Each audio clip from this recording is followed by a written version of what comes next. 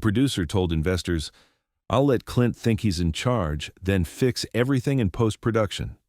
Someone recorded the conversation. Clint found out. 3 words ended that producer's career. "We are done."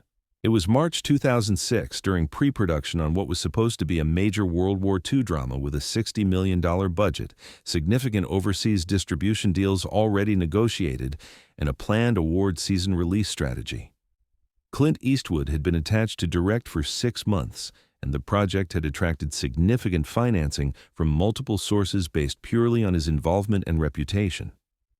The film was being produced by a man we'll call Michael Barrett, a 45-year-old producer who'd had moderate success with several mid-budget films over the previous decade, but never worked with a director of Clint's caliber, prestige, or industry standing. Barrett saw this project as his ticket to the big leagues, his breakthrough moment into prestige filmmaking. A Clint Eastwood film on his resume, especially a prestige war drama with awards potential, could open doors that had been closed to him for his entire career. But Barrett had a very serious problem. He didn't trust Clint's instincts. Barrett belonged to a generation of producers who believed they knew audiences better than directors did, especially older directors who'd built their reputations in different eras with different audience expectations. He'd spent years in marketing and distribution before becoming a producer, analyzing box office data, studying audience demographics, conducting test screenings, and he'd developed strong, data-driven opinions about what worked and what didn't in contemporary cinema. When he watched Clint's recent films, he saw what he considered missed opportunities, safe choices, outdated pacing that might have worked in the 1990s, but felt slow in the 2000s when audiences had been trained by faster-paced action films and music video aesthetics. He thought Clint was a legend living on past glory, not understanding modern audiences who wanted faster editing, more action sequences, contemporary storytelling techniques that emphasized visual spectacle over character-driven drama. But Barrett also understood from his years in the business that Clint's name was what got the film financed. Investors wanted Clint Eastwood directing because his name meant prestige, awards potential, critical respect. Studios wanted Clint Eastwood directing because even when his films underperformed commercially, they added credibility to the studio's slate. The entire project existed, had financing, had studio interest, solely because Clint was attached. So Barrett developed what he thought was a clever strategy that would solve all his concerns while keeping the financing and studio support intact. He would let Clint shoot the film however he wanted, defer to his choices during production, make him feel respected and in control of every creative decision on set. Then, after Clint delivered his director's cut and felt satisfied with his work, Barrett would bring in different editors who understood contemporary pacing, recut the film to be more commercially viable, add more action sequences shot by second-unit directors, modernize the pacing and visual style, and release a version that would actually connect with contemporary audiences and maximize box office potential. Barrett's mistake was telling people about this plan. It was a Tuesday afternoon in March when Barrett met with the film's 3 primary investors at a restaurant in Beverly Hills. These were wealthy individuals who'd each put in several $1,000,000 based on Clint's attachment. They wanted updates on pre-production, budget concerns, shooting schedule, standard investor check-ins. Over lunch, one of the investors expressed concern about Clint's recent films underperforming at the box office compared to his classics. Flags of Our Fathers had been announced as Clint's next project after this one, and the investor worried that Clint's storytelling style was becoming less commercially relevant. "I share your concern," Barrett said, leaning forward confidentially. "Between us, I think Clint's instincts are a bit outdated. His pacing is too slow for modern audiences. His films feel like throwbacks. But here's the thing. We need his name to get this made, so my strategy is simple." He paused, making sure he had their attention. "I'll let Clint think he's in charge. I'll defer to him on set, make him feel respected, let him shoot everything exactly how he wants. He'll deliver his director's cut, feel good about it, and then I'll bring in my own team to fix everything in post-production. We'll tighten the pacing, add more action, make it commercially viable. By the time it's released, it'll be the film audiences actually want to see, not the slow prestige piece Clint would deliver." The investors looked intrigued. This sounded like the best of both worlds, Clint's name with modern commercial sensibilities. "Won't Clint object when he sees the changes?" one investor asked. "By then it'll be too late," Barrett said with a confident smile. "His contract gives him director's cut approval, but my contract as producer gives me final cut. I structured it that way deliberately. Once he delivers his cut and signs off on it, it's legally mine to modify. He might be upset, but what's he going to do? Sue? That takes years. By then, the film will already be released." What Barrett didn't know was that sitting 2 tables away, close enough to overhear every word of this conversation, was an assistant to one of Clint's longtime collaborators. She'd been at the restaurant for her own lunch meeting and had recognized Barrett. When she heard him talking about Clint, she'd started paying attention. And when she heard his plan, she started recording on her phone. By 6 p.m. that evening, Clint had listened to the entire conversation. The next morning, Clint arrived at the production office where Barrett and the department heads were having their daily pre-production meeting. Barrett was in the middle of discussing the shooting schedule when Clint walked in. "Can we talk privately?" Clint said, his tone giving nothing away. "Of course," Barrett said, standing up with a smile, thinking this was routine director-producer communication. "Let's go to my office." They walked down the hall to Barrett's office. Barrett closed the door, still smiling, still thinking everything was fine. Clint pulled out his phone and played the recording. Barrett's own voice filled the office. "I'll let Clint think he's in charge.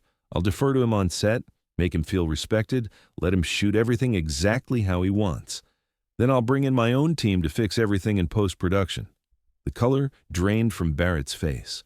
The recording continued. "By the time it's released, it'll be the film audiences actually want to see, not the slow prestige piece Clint would deliver." Clint stopped the playback and looked at Barrett with an expression that was somehow both neutral and devastating. "We are done," Clint said. 3 words, absolute finality. "Clint, wait, let me explain," Barrett started, panic rising in his voice. "There's nothing to explain," Clint said. "You plan to manipulate me, use my name and reputation to get financing, then take the film away from me in post-production. You structured your contract to have final cut specifically so you could override my creative control. You told investors you'd let me think I was in charge while planning to undermine everything I did." "That's not... I was just..." Barrett stumbled over his words, trying to find some explanation that would fix this. "I was talking theoretically. I wasn't actually going to..." "You were absolutely going to," Clint interrupted. "You told investors it was your strategy. You explained exactly how you'd structured the contracts to make it possible. You bragged about how by the time I found out, it would be too late for me to stop you." "I made a mistake," Barrett said, and there was real desperation in his voice now. "I shouldn't have said those things, but I would never actually do that to you. You're Clint Eastwood. I respect..." "You don't respect me," Clint said. "You think I'm an outdated director living on past glory who doesn't understand modern audiences? That's what you told those investors, and you plan to use me as a marketing tool while secretly planning to take my work away from me." "Pah! We can move past this," Barrett pleaded. "I'll tear up my contract, give you full final cut, whatever you want. We're 6 months into pre-production. We have financing, we have a shooting schedule. We can't just walk away from this." Clint was already walking toward the door. "Watch me." "Clint, please," Barrett called after him. "This project doesn't exist without you. The investors put in money because of you. The studio is involved because of you. If you walk, everything collapses." Clint turned back at the door. "That's your problem, not mine. You should have thought about that before you planned to manipulate me. We are done." He walked out of the office, down the hall, and out of the building. Within an hour, his attorney had sent formal notice to the production company that Clint was withdrawing from the project due to irreconcilable creative differences and breach of trust by the producer. Within 2 hours, the investors had called an emergency meeting. Within 6 hours, they'd heard the recording. Within 24 hours, Michael Barrett had been fired from his own project.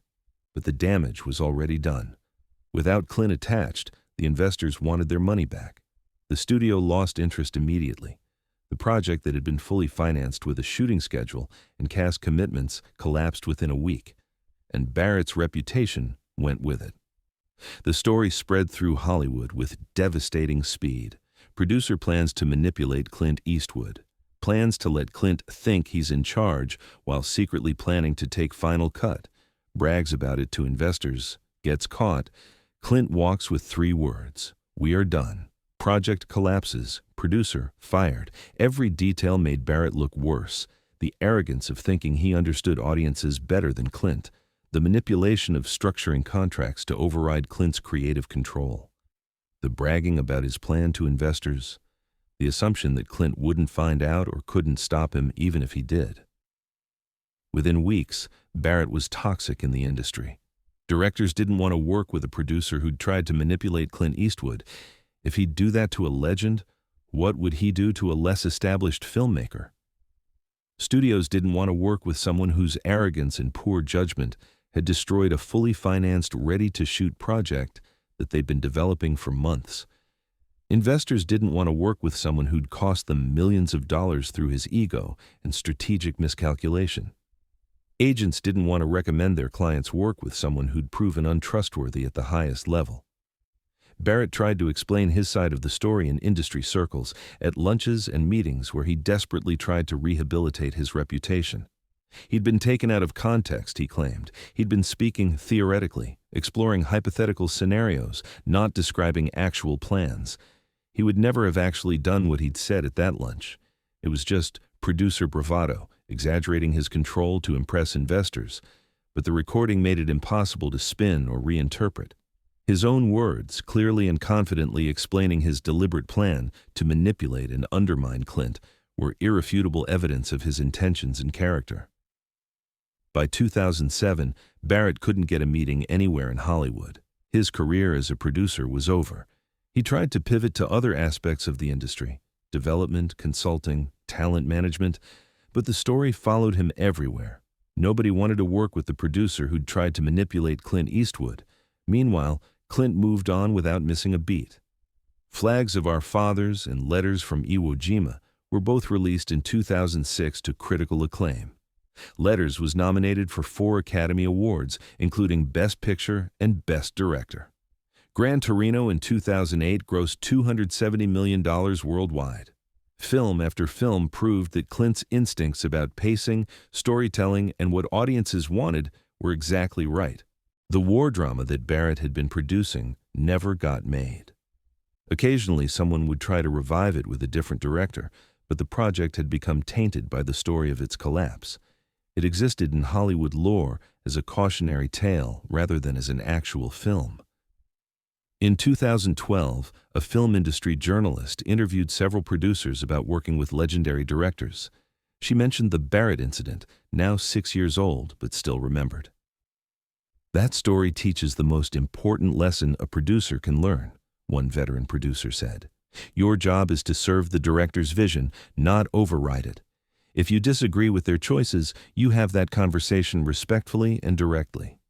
You don't smile to their face while planning to undermine them behind their back, and you definitely don't brag about your plan to manipulate them to investors."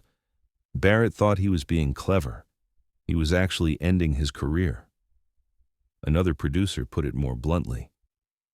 Barrett's mistake was thinking he was smarter than Clint Eastwood. He looked at Clint's recent films and saw opportunities for commercial improvement. He didn't see a master filmmaker making deliberate choices. That arrogance cost him everything. The journalist tried to reach Barrett for comment, but he'd long since left the industry and declined to be interviewed. The recording of that lunch conversation, meanwhile, became something of an industry legend. Young producers were sometimes played the audio in training sessions as an example of exactly what not to do.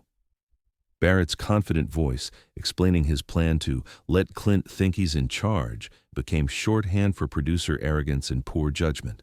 And Clint's 3-word response, "We are done," became another example of how he dealt with disrespect and manipulation. Not with anger, not with lengthy explanations, just with immediate final action and consequences that destroyed the career of someone who'd tried to use and undermine him. Michael Barrett thought he could manipulate Clint Eastwood, use his name and reputation while planning to take control of the film away from him. He thought he was being clever by structuring contracts to make it possible. He thought by the time Clint found out, it would be too late to stop him. He was wrong on every count, and 3 words, "We are done," ended his career in Hollywood forever. If this story moved you, subscribe and share it with someone who needs to remember that respect and honesty in professional relationships aren't optional, and that trying to manipulate masters never ends well.